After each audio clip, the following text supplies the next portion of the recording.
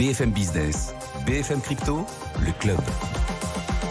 Et c'est notre pause crypto jusqu'à 17h, notre club BFM Crypto. Il nous accompagne aujourd'hui Grégory Raymond, rédacteur en chef et cofondateur de The Big Whale. Bonjour Grégory. Bonjour Guillaume. Le nouveau média crypto. Raphaël Bloch aussi qui vous accompagne. Sarah Compagnie vient de nous rejoindre également. Bonjour Sarah. Bonjour Guillaume. Bienvenue, associée chez Aleph Avocat et beaucoup d'autres casquettes dans les cryptos. Vous nous apporterez votre témoignage sur l'intérêt croissant des entreprises pour la crypto, pour les blockchains. Et puis Valentin nous accompagne. Valentin Nico depuis Bourse Direct. Bonjour Valentin. L'univers crypto s'est réjoui de voir quand même le Bitcoin bien rebondir depuis quelques jours. Il semble qu'on marque une petite pause quand même aujourd'hui, Valentin ? Ouais, en effet. Je suis content de vous revoir avec des nouvelles plus positives que ces derniers temps sur le marché crypto. Au final, on a bien tenu les 19 000 qui étaient un support important.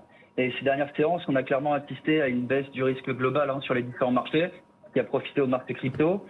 Et là, on a clairement une peur qui était dominante très largement, à un sentiment beaucoup plus confiant. Le VIX est passé de 34 à 27 en 2 semaines. On a un CNN Index, pareil, qui passe d'un niveau d'extrême peur à plutôt d'ailleurs de la confiance à l'heure actuelle. Donc voilà, un retour du risque dans le marché, ce qui profite logiquement aux crypto-monnaies.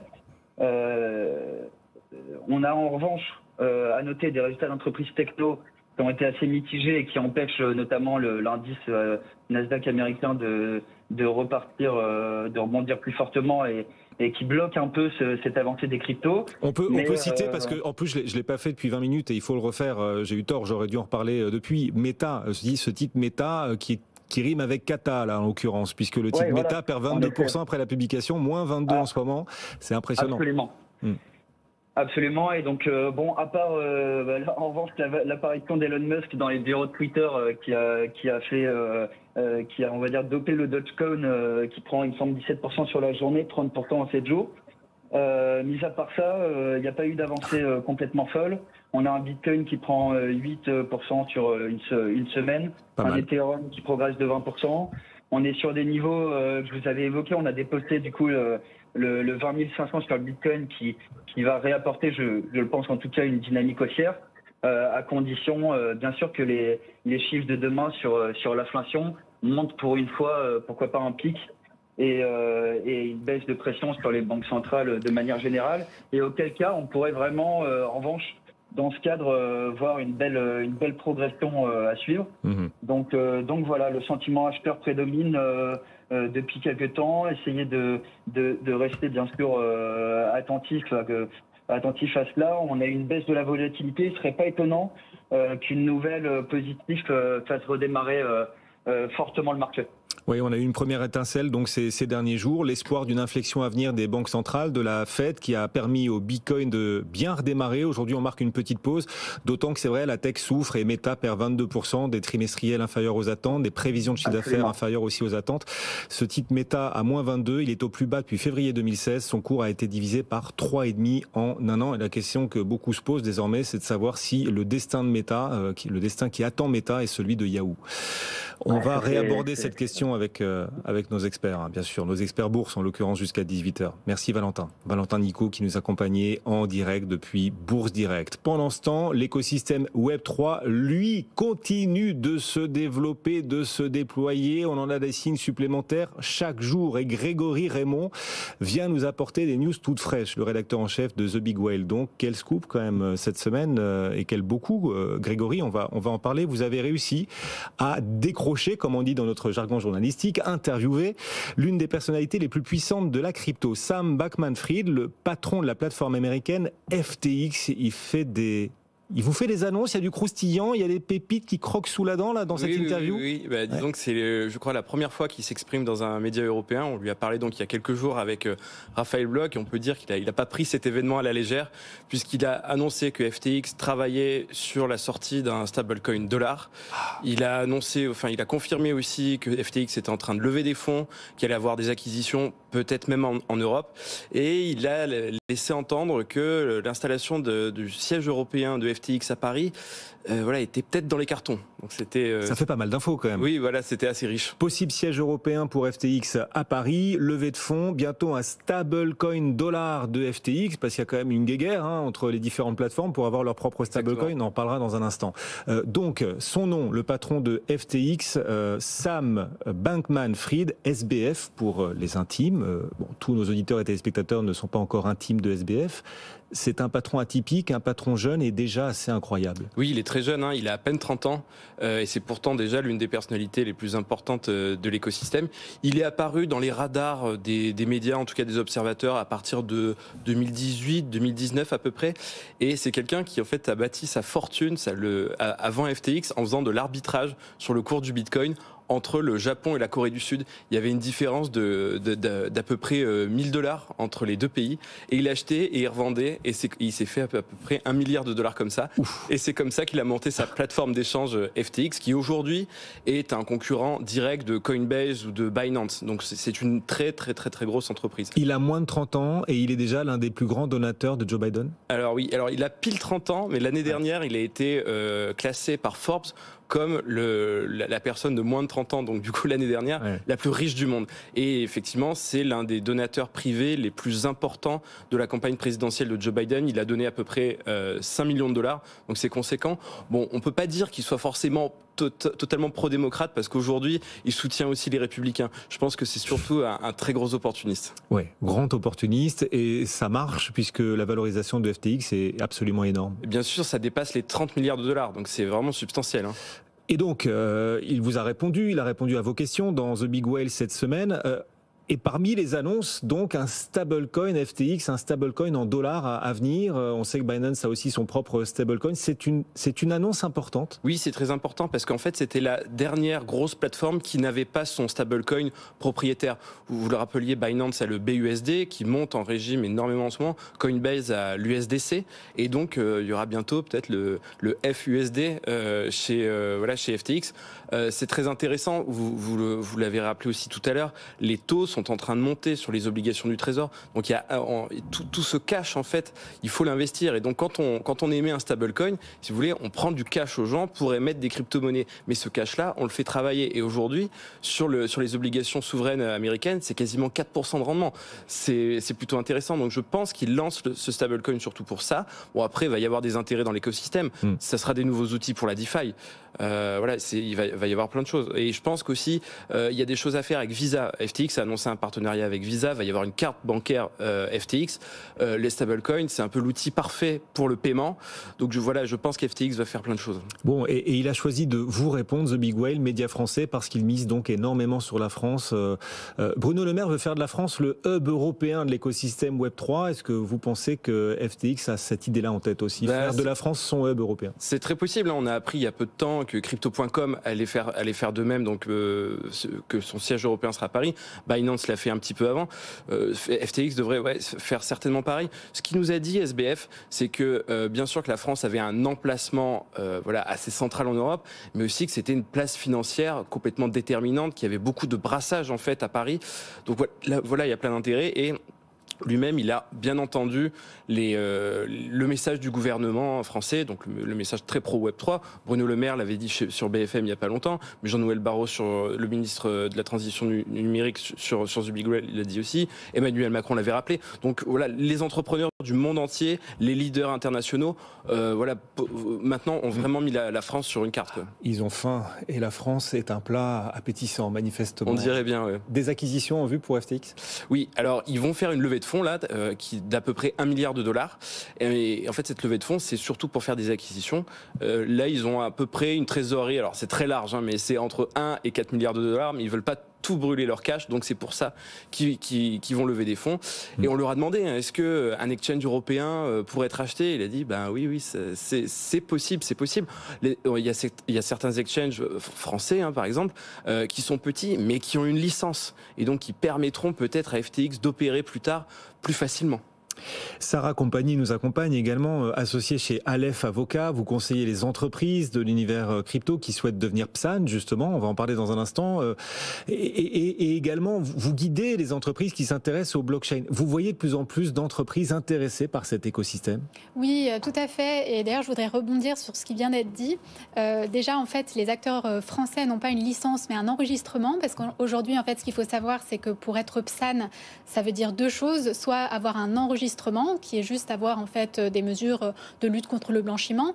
Et puis, on a cette licence optionnelle. Et c'est aussi une des raisons qui attire tous ces acteurs en France, parce qu'il faut savoir que le règlement européen qui va entrer en vigueur reprend à 90% le régime français. Et donc ça, en fait, c'est un avantage compétitif énorme, parce que même si on ne peut pas parler de clause de grand-père aujourd'hui, on sait que les gens qui seront enregistrés et ayant leur agrément en France vont pouvoir basculer beaucoup plus simplement sur MiCA. Et ce qui est aussi intéressant par rapport au stablecoin, et qu'on le dit moins aussi, c'est que ça va être assimilé à de la monnaie électronique. Et donc aussi, les acquisitions ne vont pas que concerner les PSAN, mais également les établissements de monnaie électronique. Et c'est très intéressant parce que, en fait, il y a plein d'enjeux de compétitivité monétaire notamment, et on le voit aujourd'hui dans MiCA, peu de gens le savent. On n'a pas le droit de rendre des intérêts aux utilisateurs lorsqu'ils déposent des stablecoins, parce qu'on ne veut pas que ce soit assimilé à des dépôts bancaires et que les gens basculent sur le stablecoin pour les moyens de paiement, etc. Et on voit cette vague, alors non seulement le régime juridique est favorable, on voit cette vague de gens, Binance, Crypto.com, qui arrivent et qui confirment, en fait, confortent l'idée que la France est une place stratégique pour avoir sa licence, ou au moins l'une de ses licences, comme Binance, etc., en France. Oui, mais la France en même temps, et l'AMF notamment, l'autorité des marchés financiers, adresse quand même un avertissement à ceux qui souhaitent devenir PSAN, et ceux qui parviennent à le devenir. C'est pas parce que vous l'êtes que vous allez le rester éternellement. On a pour la première fois vu un PSAN radié il y a quelques semaines, et l'AMF a livré en pâture le nom de cette société qui a perdu son enregistrement PSAN. C'est un signal très fort là qu'a lancé l'AMF? Pas vraiment. En fait, c'est pas si anormal que ça. Ce qu'il faut savoir, c'est que déjà la radiation, c'est la mesure la plus sévère que peut prendre le régulateur. Il y a tout un volet de mesures, une gamme de mesures qu'ils peuvent prendre avant d'en arriver là. Quand on regarde les faits des deux sociétés qui ont été radiées, il y avait des manquements assez graves, notamment des débits qui étaient faits sur le compte des utilisateurs sans le consentement des utilisateurs. Donc c'est un signal fort qui veut dire oui, on est toujours, on met ces acteurs sous surveillance et on s'assure que l'épargnant est bien protégé. En revanche, pour les acteurs qui, de bonne foi, commettraient des petites erreurs, il y aurait tout un tas de mesures avant la radiation. Alors, plusieurs sociétés sont enregistrées PSAN, mais aucune n'a obtenu l'agrément. Exactement. Quelle sera la première à l'obtenir d'après vous? Alors c'est une très bonne question. En ce moment même, il y a une course, non pas à l'armement, mais à l'agrément. Toutes les entreprises travaillent pour arriver à ce fameux agrément, notamment en France, pour avoir cette bascule sous MiCA. Parce qu'il faut savoir qu'aujourd'hui, on ne peut pas en fait rendre des services sur cryptoactifs tant que l'on n'a pas l'enregistrement, mais bientôt l'agrément. Donc ceux qui seront déjà agréés et qui pourront basculer rapidement vers le régime agrément européen pourront dévorer les parts de marché des autres qui ne seront pas prêts à faire la transition. Donc les gens qui vont rester éternellement simplement enregistrés sans préparer l'arrivée de MiCA, ils se disent c'est en 2023 voire 2024, on a le temps. C'est une erreur stratégique assez importante. Il n'y a pas encore de noms qui circulent sur les candidats à l'agrément, mais on sait que voilà, il y a des dossiers qui sont en cours d'étude. Mais je voudrais aussi souligner quelque chose. À l'AMF, il y a un vrai embouteillage en ce moment sur les dossiers. En fait, ils n'ont pas assez de personnes pour vraiment étudier tous les dossiers. Et en fait, risque d'y avoir un petit problème. Là, selon les remontées du terrain qu'on a, les boîtes se plaignent. Oui, c'est vrai qu'il y a 60 enregistrements actuellement à l'AMF et je crois qu'il y a à peu près le même nombre en dossiers qui attendent. Donc ça veut dire que les services sont engorgés. Et alors, vous les accompagnez pour les aider à obtenir, première étape, l'enregistrement, puis peut-être ensuite l'agrément? L'agrément, aujourd'hui, oui, on D'accord, travaille. et l'agrément, voilà, il faut d'ores et déjà y travailler. Vous aidez aussi des projets à se structurer, même des projets NFT. Est-ce que là, c'est quand même un peu plus glissant? Est-ce qu'on peut le dire? Alors, glissant, ça dépend ce que ça veut dire, mais c'est plus nébuleux. La raison, c'est que en fait, le NFT n'est pas une catégorie juridique en soi. Il y a Eva Kaili qui, je crois, hier, a appelé à créer un régime européen pour les NFT, justement, parce qu'on sait que MiCA, le règlement européen, exclut dans le texte les NFT. J'entends par là les vrais NFT, pas ceux qui sont fractionnalisables et qui marchent comme des jetons numériques, les vrais NFT. Et donc, on le sait, les NFT, en fait, doivent faire l'objet d'une analyse juridique pour savoir dans quelle catégorie elles se trouvent. Ce n'est que si vraiment elles ne tombent dans aucune catégorie existante qu'on peut parler de vide juridique. C'est rarement le cas. La plupart sont soit des security tokens, soit des utility tokens. On peut faire remonter des flux, on peut faire plein de choses. En ce moment, ce qui a un peu le vent en poupe, c'est les NFT immobiliers. On peut en faire plein de choses. Alors, les tokens. Les tokens immobiliers, exactement. Alors, il y a eu des entreprises, sans citer de nom, qui ont un peu trompé les utilisateurs en faisant croire qu'on accédait directement aux biens immobiliers. C'est souvent ou même jamais le cas, parce que ça créerait un système d'indivision. Je ne vais pas rentrer dans les détails.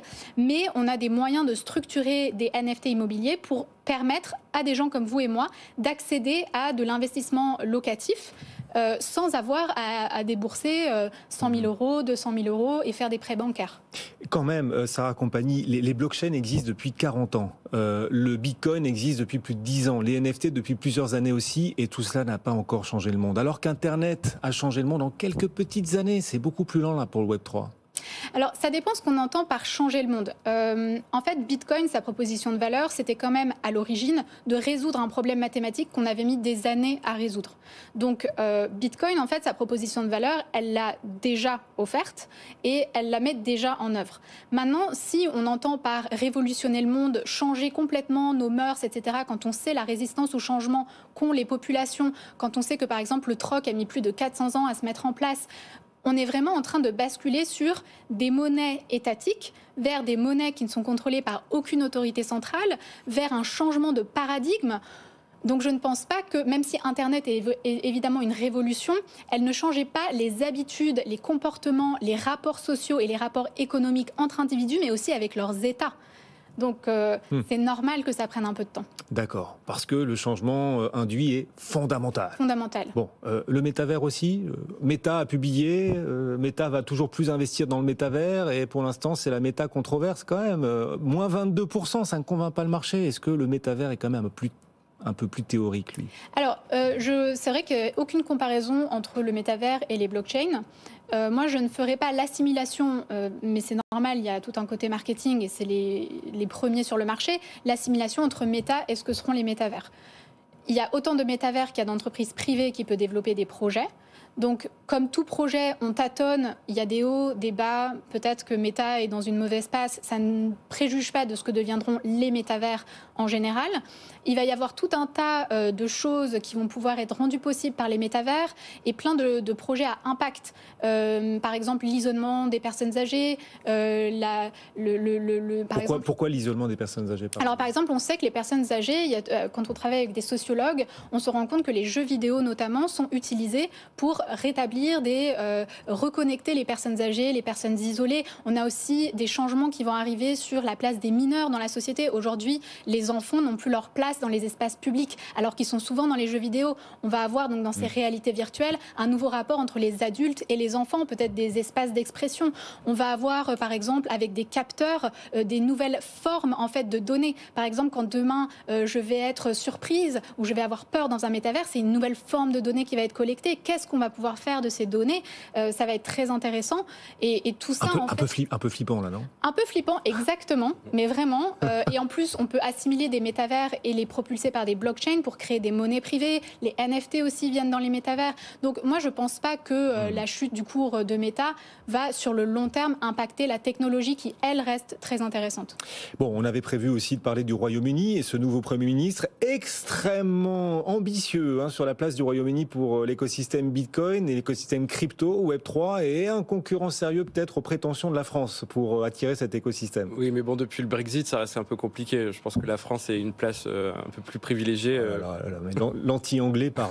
Alors ça, je ne sais pas, parce que justement, je pense qu'une des raisons du Brexit, à l'époque, en fait, quand le Brexit a eu lieu, j'étais sur place. Une des raisons, c'était justement de retrouver la souveraineté sur la réglementation et notamment sur tout ce qui est taxes et impôts. Et donc là, l'arrivée de ce nouveau Premier ministre, ça va permettre en fait de permettre à l'Angleterre peut-être de proposer un régime et d'attirer les acteurs de la crypto. Rishi Sunak, il a fait part de ses ambitions pour oui, pendant qu'il était ministre des Finances. Attirer en effet l'écosystème sur le Royaume-Uni et essayer de les faire dévier de la France. Et cette bataille aussi qui se joue autour du Web3. Merci beaucoup d'être passé nous voir. Vous reviendrez, bien sûr, on vous accueillera avec grand plaisir. L'un et l'autre, Grégory Raymond, rédacteur en chef, cofondateur de The Big Whale, Sarah Compagnie, associée chez Aleph Avocat. Bon retour à tous les deux. Dans un instant, la séance en direct, on reviendra sur Christine Lagarde, la décision de la BCE. La BCE relève ses taux de 75 points de base, mais très léger infléchissement de la tonalité dans le discours de Christine Lagarde. On en reparle dans un instant. On voit une détente légère d'ailleurs sur le marché obligataire. À tout de suite.